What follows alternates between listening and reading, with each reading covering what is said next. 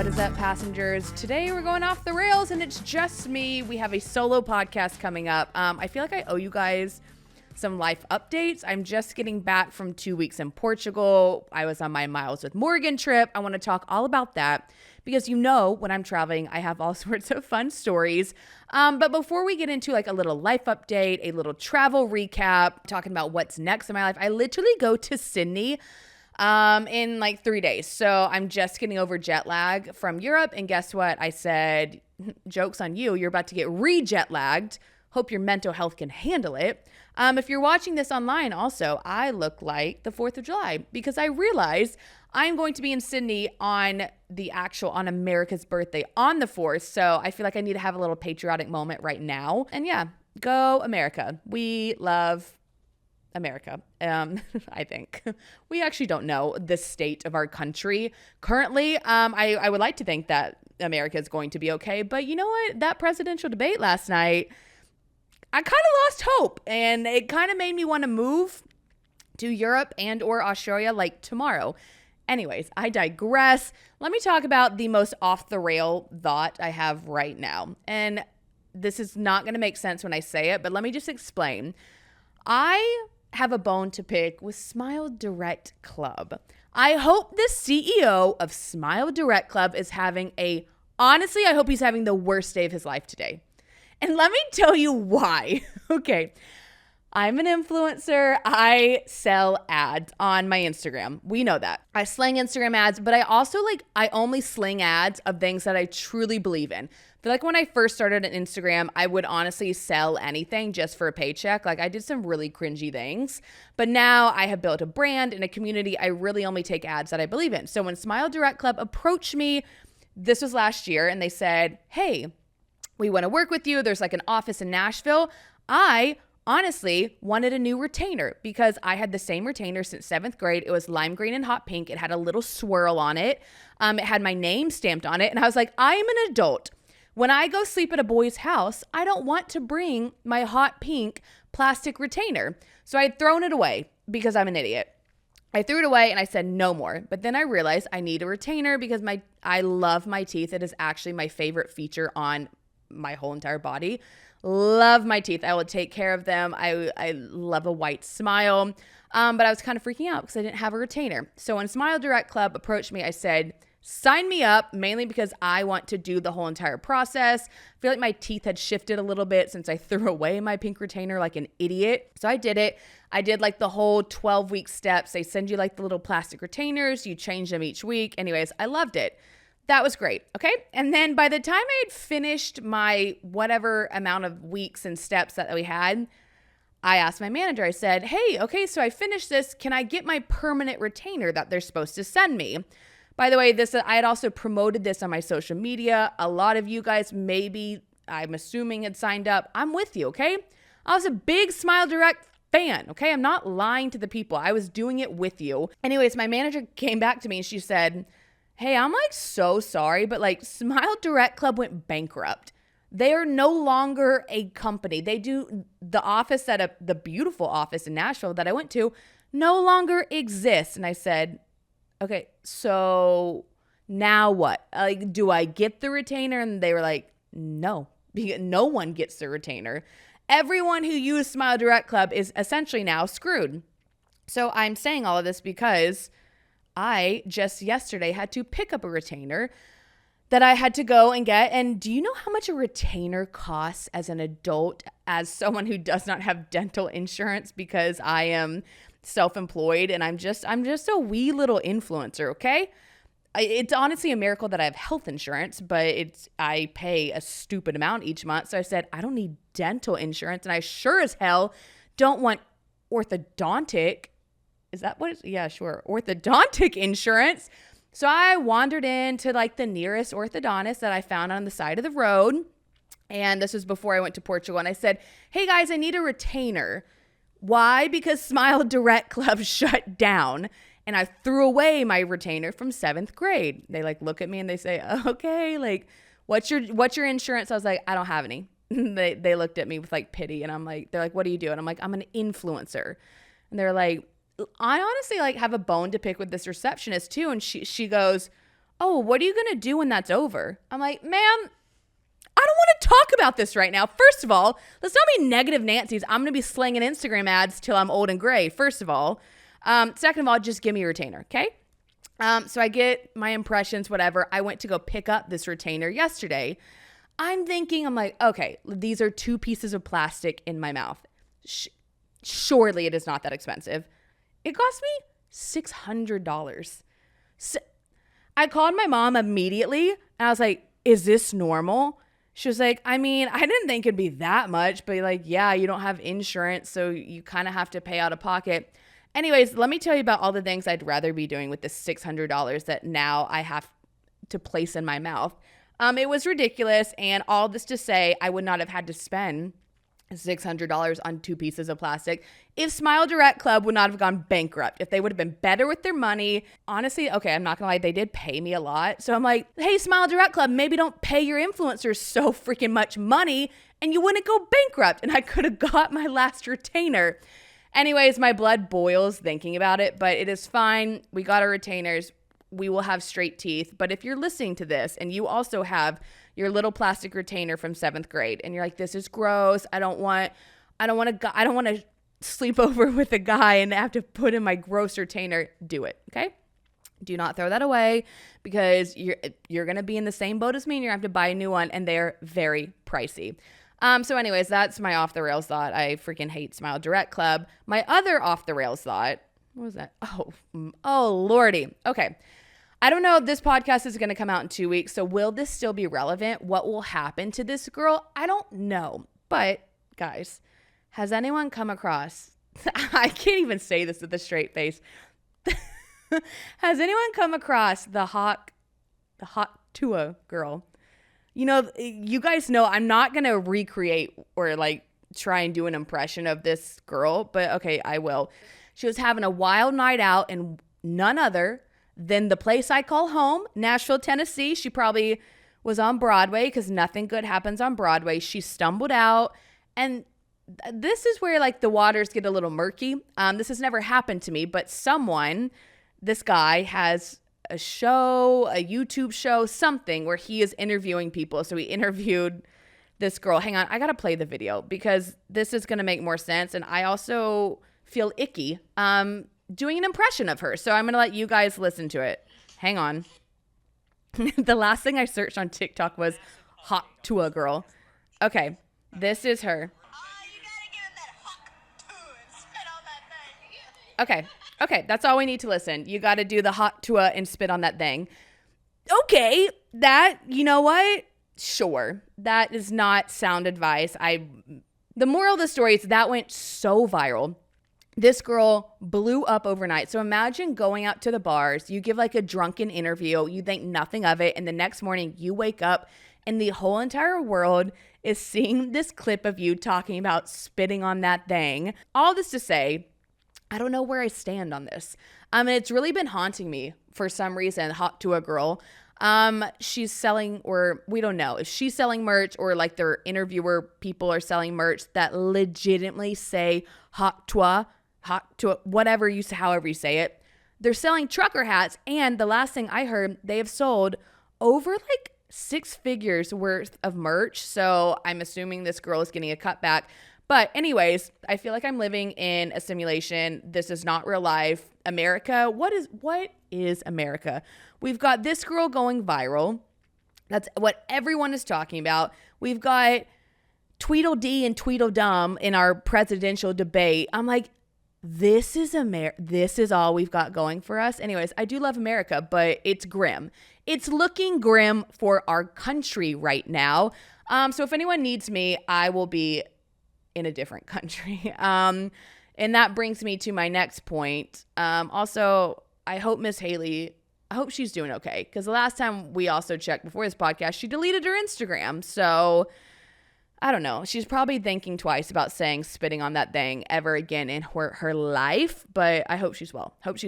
All right, friends, let's talk about real quick what I think every adult, every 30-year-old should have in their life, and that is a good knife set. People always made fun of me because I'm not kidding. I spent like $40 on a really cheap Amazon pink knife set, and I would use it to open my packages. And finally I realized, I was like, these are literally butter knives. They're so dull. I need to invest in a good knife set. So I got these and it changed the game for me in the kitchen. They're by Folded Steel. You can see them literally right behind me. They're chic. They're sharp. They literally look so aesthetically pleasing and they slice through things. I cannot tell you how magical the feeling is. And you guys have seen on my Instagram, I love cooking. I love making the what I eat in a day videos.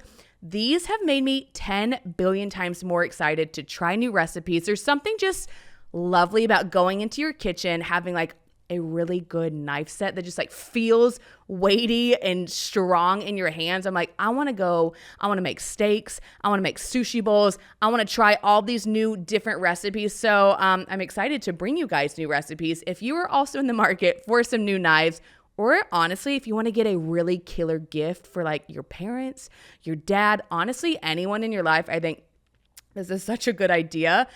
You can check out Folded Steel. I do have a little discount code. We love discount codes here. So you can head to foldedsteel.com, use the code OFFTHERAILS for 15% off. Again, that is foldedsteel.com. Use code OFFTHERAILS for 15% off. And guys, go invest in some really killer knives. If you do check them out in order, make sure to shoot me a DM and let me know how much you love them. Let's talk about not being in America. Let's talk about, I want to do a little travel recap before I talk about my next adventure. So I just got back 3 days ago from 2 weeks in Portugal. I brought 24 girls across the pond and we gallivanted across Europe. I'm not gonna lie, I think the last solo episode I did, I talked about how nervous I was. I was like, oh my God, I need air tags for everyone. I'm so scared I'm gonna lose these girls. Y'all, I'm here to report, not only did I not lose anyone, it was truly a magical trip. And I don't know if it's because I was in Portugal or I just had such an amazing bunch of girls. But when I say this trip changed my life and I think it also changed theirs, I'm truly not kidding.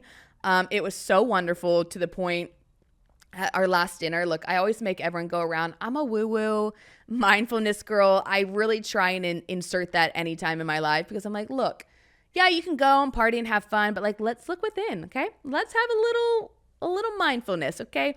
Before we drink more wine and the girls spend all night long chasing very hot European men, which is what they did almost every single night. I'm talking to you, my late night crew. If you're listening to this, look, I support you. I will get to that story because these girls are actually my idols for that one.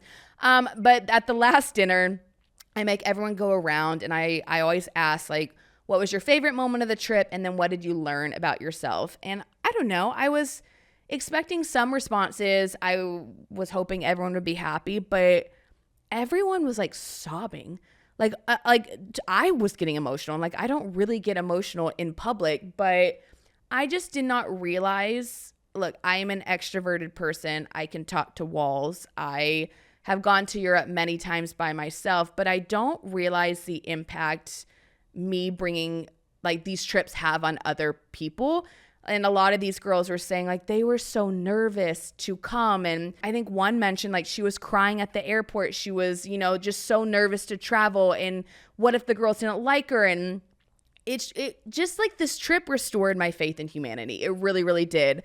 And everyone was going around. It was just really special, saying that, they learned that they can do hard things, that they can be themselves and that people and other girls will like them for them. And I think that's the most special thing for me. So yeah, I got emotional. I was also very sleep deprived, but by the end of the trip, it really hit me that I think everyone in their life wants to find their why, find their purpose. And I had the hardest time doing this job, this crazy social media job for the first couple years that I was doing it because I didn't know my why. I think this was the time I was coming off reality TV. I was dating what's his butt, Voldemort. Wow, I haven't said that in a long time. I was dating Voldemort. I was just lost. I was floating in the abyss of social media la la land. I was doing everything for a relationship. I was trying to perform as this reality TV girl. I was honestly just showing up on social media as a pretty girl who wanted to get a paycheck. And it was so incredibly unfulfilling. I went to sleep every night unsatisfied, and that's not a fun feeling. And now at the age of 30, and especially at the end of this trip in Portugal, it finally hit me that I really do think this is my why. bringing people together and allowing them to realize that they can do hard things, that they can thrive by themselves, that they can say yes to a potentially scary situation, but then show up for themselves and actually thrive. So it was just insanely rewarding. If any of my Portugal girls are listening to this, I love you all truly so much. Thank you for being absolute gems. But let's talk about like some of the fun stories now. And I will say one of the reasons I feel like I was thriving on this trip is, y'all, I don't know, I hit the age of 30, and I don't know if anyone remembers, like I had a little freak out moment where I didn't know what I was going to do, and I spiraled and I cried a lot. But once all that passed, I really do think 30s are going to be amazing. And I feel like I have really learned a lot about myself, especially when it comes to setting boundaries. I think on my first 2 miles with Morgan's trip, I was just so focused on making sure everyone like had a piece of me and everyone was having fun. So like I would stay out all night long. I would do everything. I would give.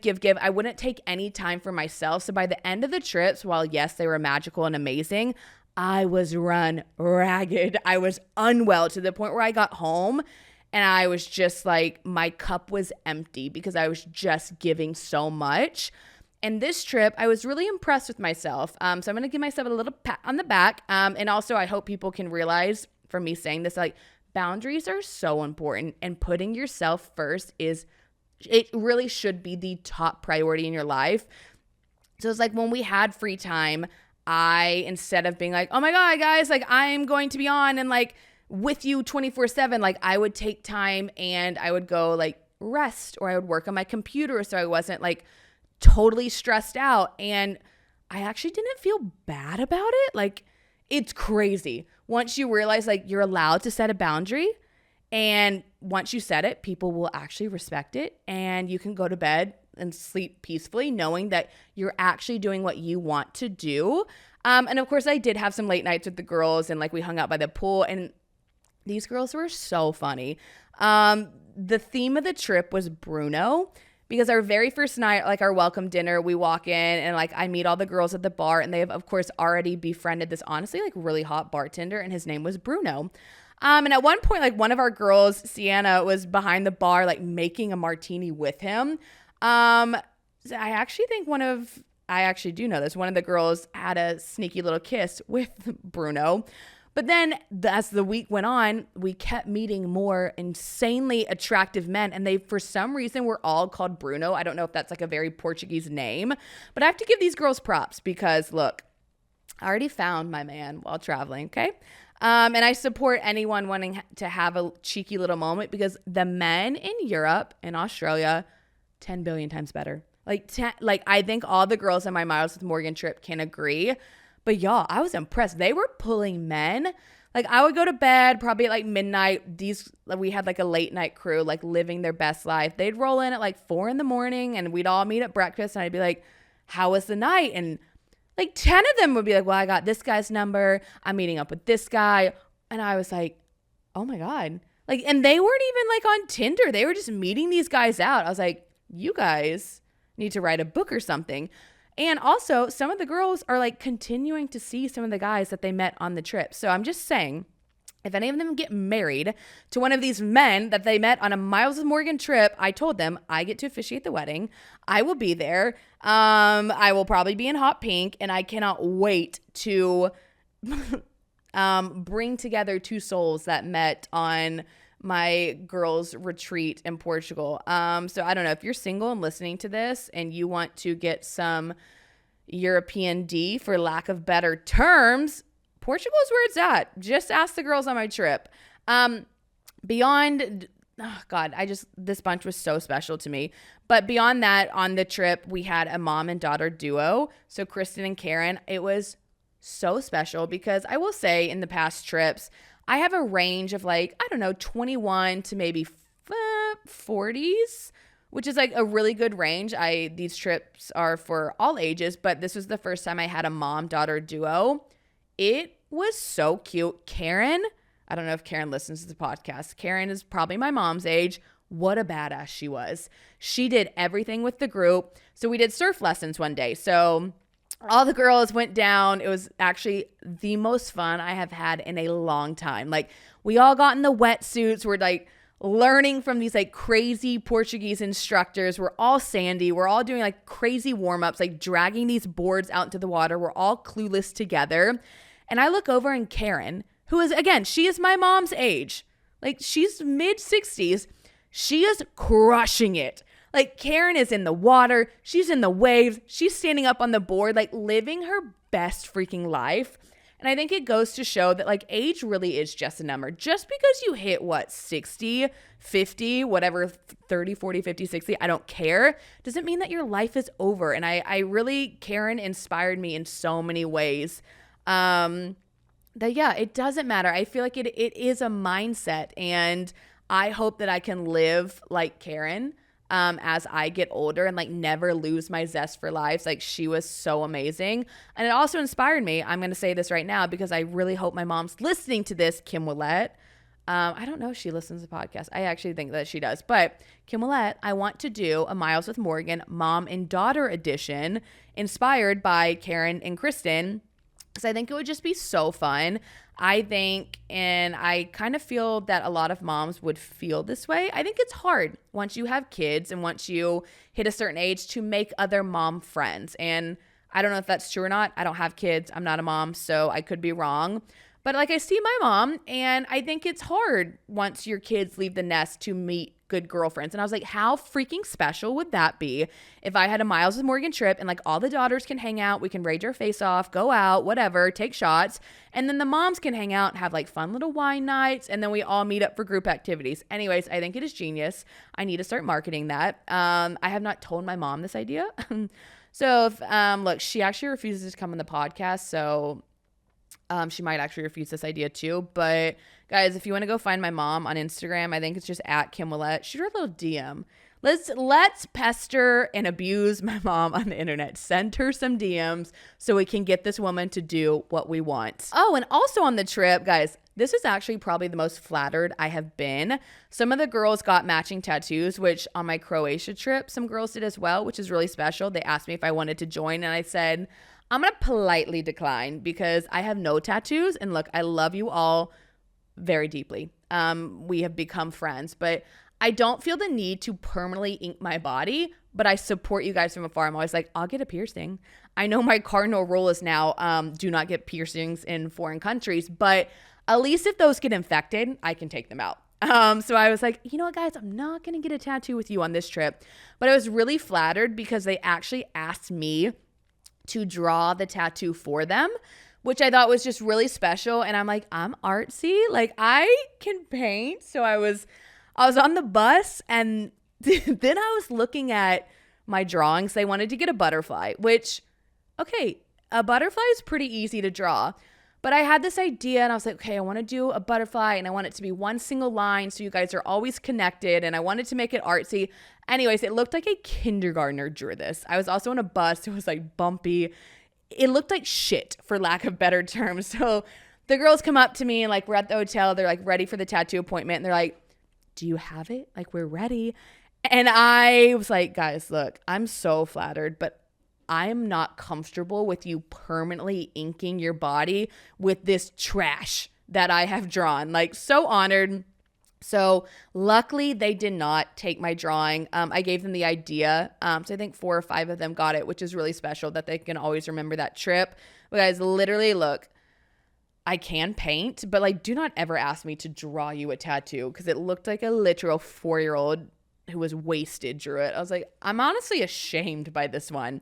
But their tattoos turned out very cute. So it was like, honestly, it all worked out. And then, okay, so we wrapped up Miles with Morgan. It was a magical week. I cannot wait to do more trips. I am a psychopath, and I have now agreed to like do 4 trips a year. I was like, yeah, I can add 2 more.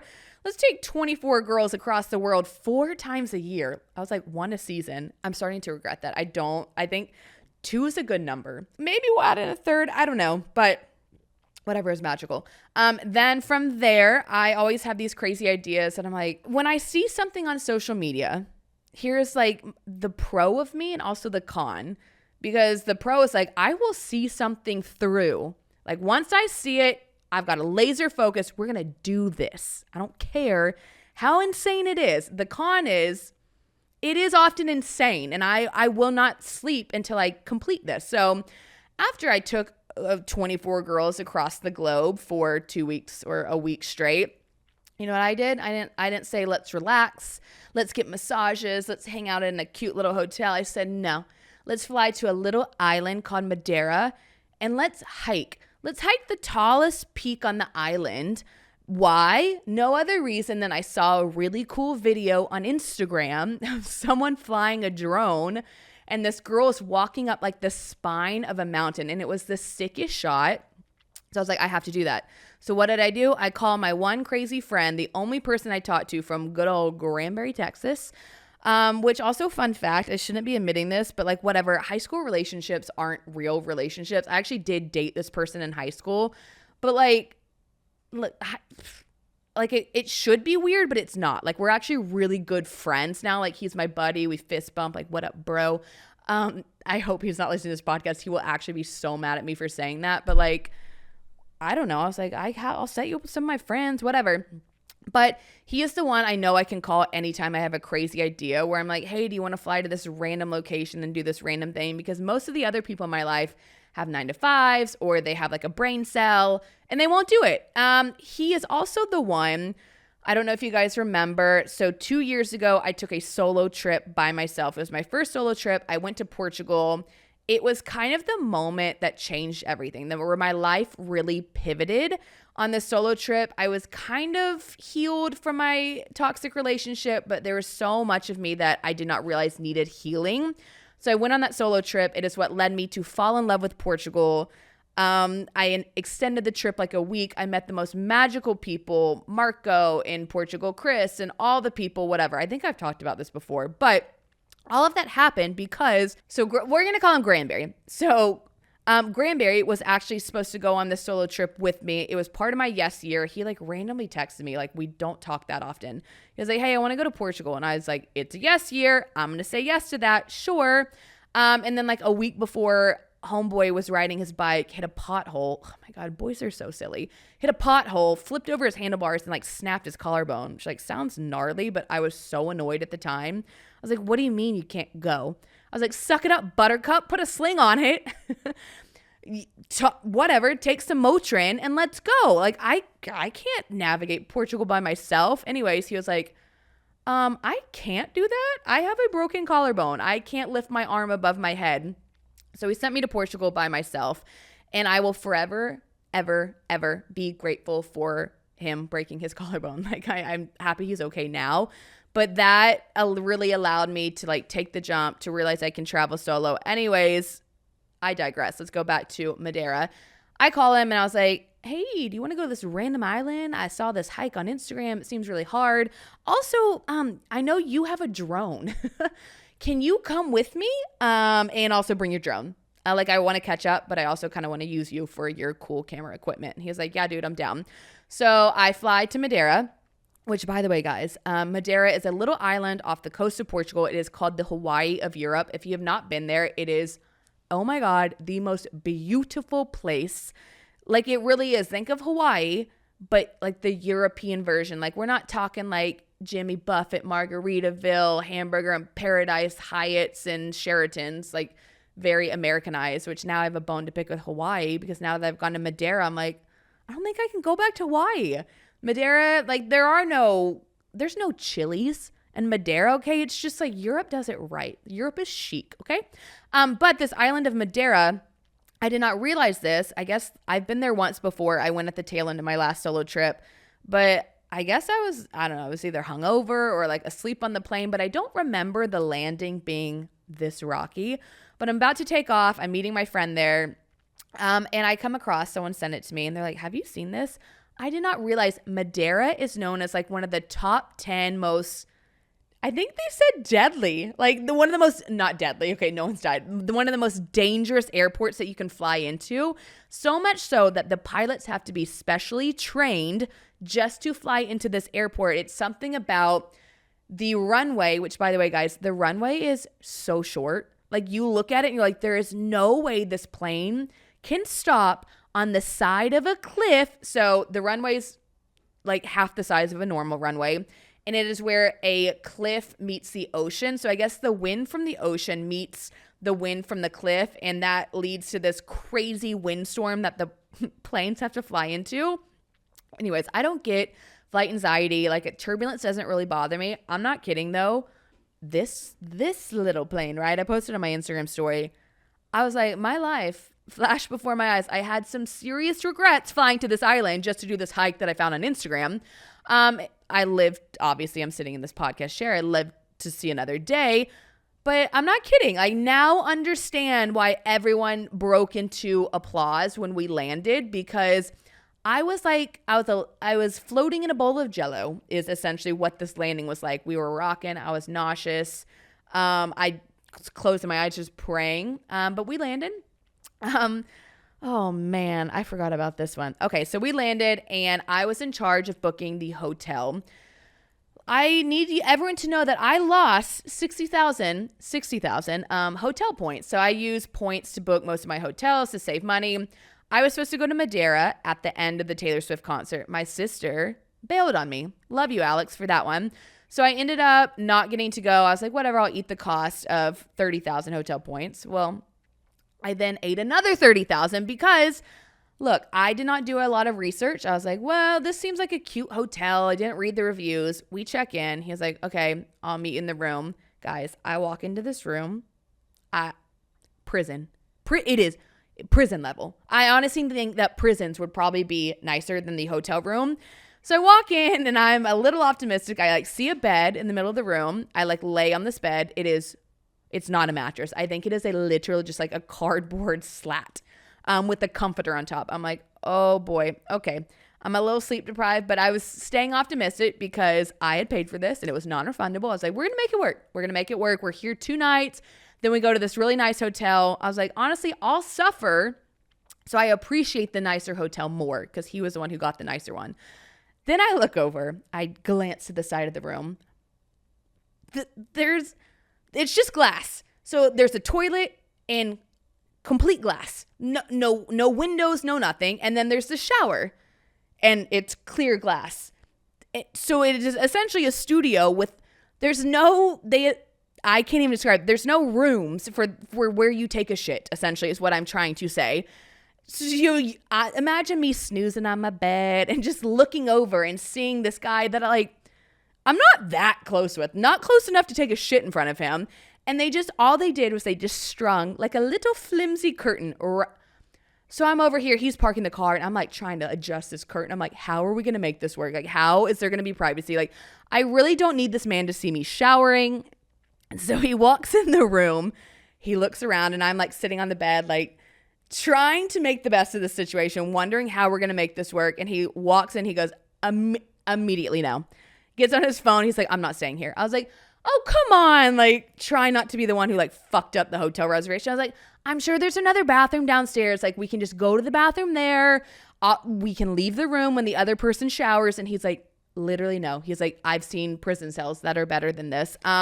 So he ended up literally within 30 seconds, a new hotel was booked. And he was like, get in the car. We're going somewhere else. And I was like, okay. So I had to walk to the front desk. Imagine me, my hot pink suitcases. I'm lugging these across cobblestones. I walk up to the front desk and I was like, hey, so I know I just checked in, but we're leaving.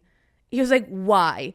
And I was like, this is where my people pleasing came in. I was like, oh my God, the room was lovely and it's so great. But we aren't that comfortable with each other. We're not together like that. So this whole glass window situation on the toilet, I'm just stumbling over my words. And finally the guy's like, it's you can go. We're not giving you your money back. And I was like, honestly, it's fine. Take the 30,000 hotel points. I don't need them back. I don't need them.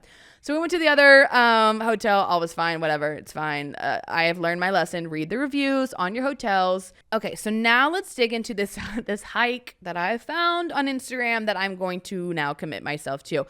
I also need to say I hate hiking. It's not fun. Anyone who likes hiking, let me tell you, I'm looking you in the eye. You don't like it. You're lying. You literally like saying that you enjoy hiking, okay? Because I'm sorry, there's nothing fun about hiking up a mountain. You're sweaty, your legs hurt. You're doing all of this just for a cool view at the end. No. Look, I'm on to you hikers. I'm actually talking to my sister specifically, you don't like it. So stop lying. Just go ahead and say that you like bragging about being a hiker. But I'm not a hiker. But I will say it was a rewarding hike. We went, it's like Pico Ruvo. I don't know. All you need to know, it's on Madeira. It's called Pico de Pico. You start at the highest point. You walk all the way down and all the way back up to the other highest point. It took us like 5 hours. Thank the Lord. We were going to do sunrise because I was getting real ambitious. I was like, I can wake up at 4 a.m. I can get to the top of a mountain by sunrise. And then I realized I was so sleep deprived and we had not planned any of this. And I was like, there's literally no way. So we're like, okay, we'll do sunset. We'll time it right. So we actually did pretty well. We got off the mountain because once I get into hiking mode, look, I'm not trying to dilly-dally around. I'm not taking in my surroundings. I'm not stopping to smell the flowers. Like, yeah, I'll take a few videos, and it was honestly the most insane views I've ever seen. But, like, my ass is just trying to get to the top as fast as I can. Y'all, this hike was all incline. All incline. So imagine ladders going up a mountain straight in there, nothing downhill. You're hiking up. We hiked above the clouds, which I did not realize was a thing. Quads on fire, calves on fire, ass on fire, all the things. I've never uttered more curse words.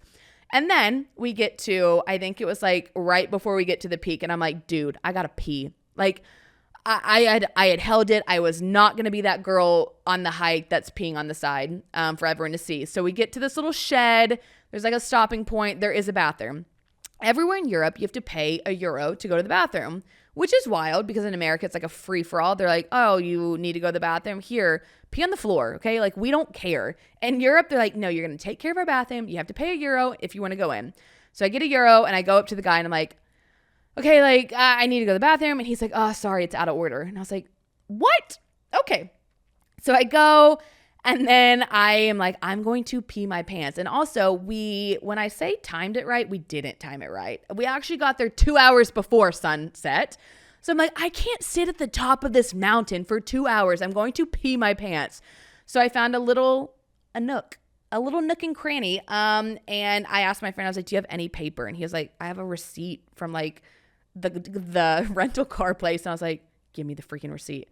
So I used the receipt as toilet paper, and I popped a squat, and I was not proud. Also, there was people walking behind me. Like, they saw my ass. And do you know how hard it is to pee on an incline? Shoes ruined.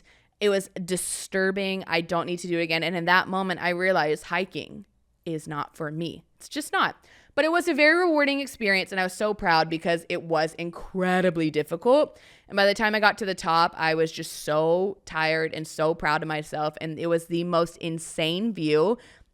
Like, imagine you're at the tallest peak on this little island. You can see everything. You are above the clouds, and you're watching the sunset. Like, it really was top 5 core memories. I just could have gone without the trek up there. Like, if someone could honestly take a helicopter and just plop me up there, I would have rather had that. So it was beautiful and magical. And then it got a little dicey because my sister, being the hiker she is, called me and she's like, hey, like, do you have headlamps? Like, are you ready to hike down? Like, you do realize after sunset, like, it gets dark. And I was like, no, I didn't think about that. I was really just focused on getting up there. So imagine me and Granberry, Granberry boy, hiking down the mountain, and we're like racing the sun. Like, we're just seeing like this little sliver, and I'm like, oh my God. It also gets cold. It is cold. It is windy. We are running. All you need to know is we finally did make it down the mountain. I think we got back to the hotel at like midnight. We started this hike at 1 p.m. Y'all, freaking aggressive. But I would like to say that I had a vision. I did the hike. I completed it. I got to enjoy the island after that. I am a little bummed because we get to the top and I'm like, all right, bro, it's drone time. So your sole purpose of being on this trip, we brought the drone. I'm going to recreate this epic video. This is the literal number one reason why I'm here. And of course, it is so windy at the top of this mountain. Like, we are just being whipped around. I'm over here like, risk the drone. I don't care. He's like, I can't fly this. Like, it is going to go off the side of the island. I was like, can we try? He was like, literally no. So I did not get the epic drone shot. I'm a little bummed about that, but it's fine. I still made a really cute reel. It's up on my Instagram if you want to check it out. And then we hung out a few more days. And then I flew home. And I think that is all on Madeira. If you ever do go to the, I forgot about this. I did go on a little yacht. I'll do a hike and then I have to do some Morgan activity. So I'll do a little bit of Alex and then I'm like, get me on the nearest 56-foot yacht. So I did book a boat day. I befriended the captain, Pedro, not knowing, look, I will talk to literally anyone because it's just like my personality. So I'm chatting up this guy, not realizing this man is like Mr. Madeira, like the king of the island. He knows everyone. So all y'all need to know is I drank a whole entire bottle of rosé and I told Pedro that I would fly back in October and I would stay the night on his yacht and he could take me to a private island and there's a 5-star hotel that wants to work with me. And I'm like, this seems like a setup, Pedro. This seems like it's not real life, but I'll go. But you know what? I will show up because you seem nice. He also did send me a bunch of contacts for realtors because I told him, I was like, I'm giving up on moving to Lisbon. I think I want to move to the island of Madeira now. And he's like, oh, I know everyone. So look, guys, I, at this point, might move to Madeira if I don't disappear on this yacht and get kidnapped and sold. Whatever, it's fine. We're gonna figure it out. I made it home. I'm ready. I'm home for 5 days. And then what am I doing? I'm torturing myself and I'm gonna sit on a plane for 24 hours and I'm gonna fly my ass to Sydney, but I'm so excited. So I'm sure I'll have all the stories and updates on that. We're celebrating Hot Aussie's birthday. I'm there for 2 whole weeks. So by the time I get back, like my poor friends, they're like, do you want to hang out? I'm like, so I can pencil you in August. Yeah? My friend's like, I don't want to be friends with you anymore. You suck. I'm like, I'm so sorry. So I won't be back till mid-July. And also my last update, I feel like I've been owing people this because I've talked many times. I'm like, what am I doing? Am I staying in Nashville? Am I leaving Nashville? Is she moving to Madeira? Is she moving to Sydney? My answer to that is I don't know. I literally do not know. I cannot even tell you what tomorrow holds, but I will say I signed my lease. I had mentioned, I was like, oh, I'll go month to month. I'll put my stuff in storage. I'll travel the whole entire fall. Guys, I'm way too type A for that. Like, if anyone listened to that, you should have known I was a liar. So I'm like, me living out of a storage unit? Are you freaking kidding me? I re-signed my Nashville lease for 6 more months because I'm too busy. I can't worry about it. I want to have a home base. So I will be in Nashville at least until February. And that will actually hit my 2 years in Nashville.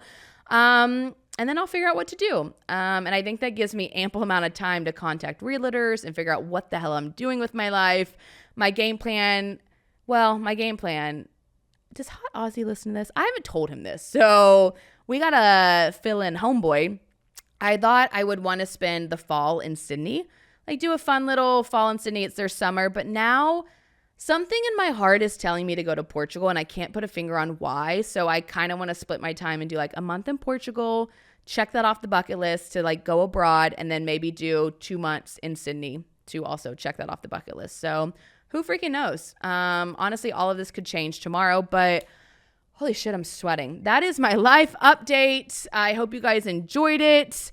All right, guys, that is it for me. I will see everyone next week. If you want to do me a solid, if you just like really love me, your little conductor, internet best friend, whatever the hell you want to call me, if you want to share this to your Instagram story, like the podcast that you're loving oh so much, I wouldn't complain about that. Also, I don't know if y'all realize this, I have a podcast Instagram where I post behind the scenes. I post a bunch of clips, all the fun things, off the rails. I want to say it's off the rails with Morgan. Is that it? Yeah. Not me not knowing my own Instagram handle. Off the Rails with Morgan. Follow that Instagram page for all the fun things. And that is it, guys. I got to go beat my jet lag before I get jet lagged again. See you next week. Thanks so much for listening to Off the Rails podcast. It's been real, it's been unhinged, and I'll see everyone next week. In the meantime, do all the podcast things, like, listen, leave a 5-star review, and catch up with me on socials at Off the Rails with Morgan. Bye.